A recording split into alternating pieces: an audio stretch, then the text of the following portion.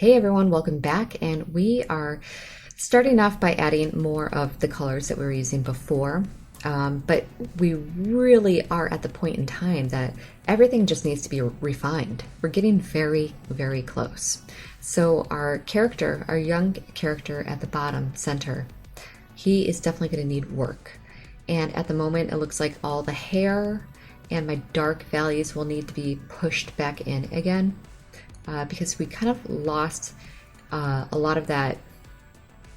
What are they called? It's not a glow, like blurs, the dark blurs that we added in on our Canva. We lost a lot of that, and we were using those black blurs as a way to focus the attention on the characters and kind of mute out anything that doesn't need that much focus or attention. So we'll definitely have to do that. At this moment in time, I am adding white and kind of creating a slight value scale to work on her jacket. And we're doing a similar thing for his face. I'm adding in some of the lighter values that were lost in our color glazing. And again, when you are working on any kind of values that need to be pushed, like dark values that need to be put in or light values, just make sure you're always adding a glaze to your paint, because at this point in time we're so close to the end that we really should not be doing too much.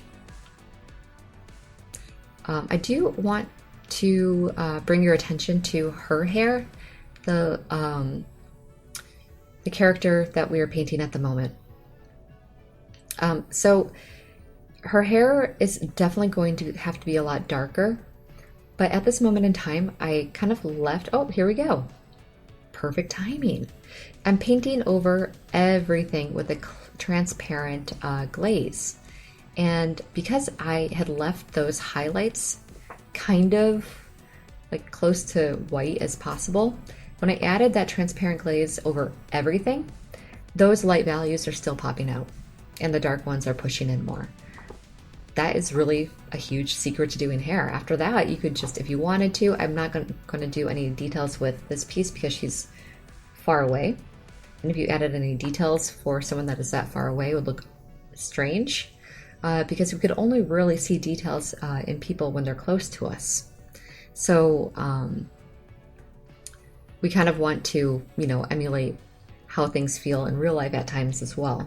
Only because if we kind of defied that reality a little bit, it would be more of like a, why did they do that? Instead of, here's the message of the painting.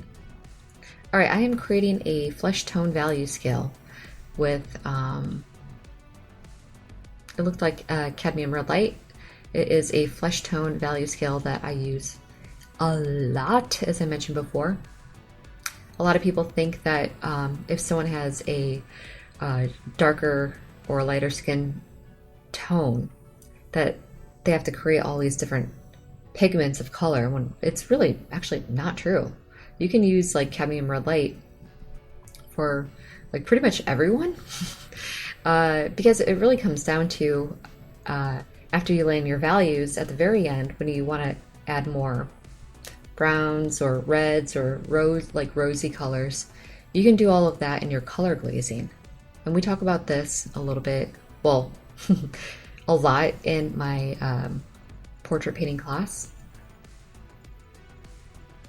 But yeah, cadmium red light and cadmium orange are really great pigments to use for flesh tone, for the under, for like blocking in your values.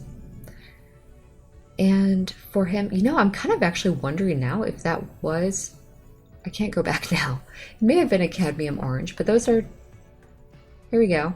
Yeah, it wasn't the cadmium red, it was oh, actually, I'm working on this jacket. Either way, it's one of the two that I used. So you can kind of decide which one works for you if you're doing flesh tone. And then remember, if you need to change the flesh tone to make it appear whatever color you want, you could do that in color glazing after.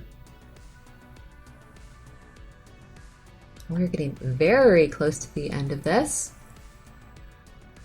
and it's looking really good. This piece was just super fun to do. All right, we are cleaning up. And I will see you in the next video.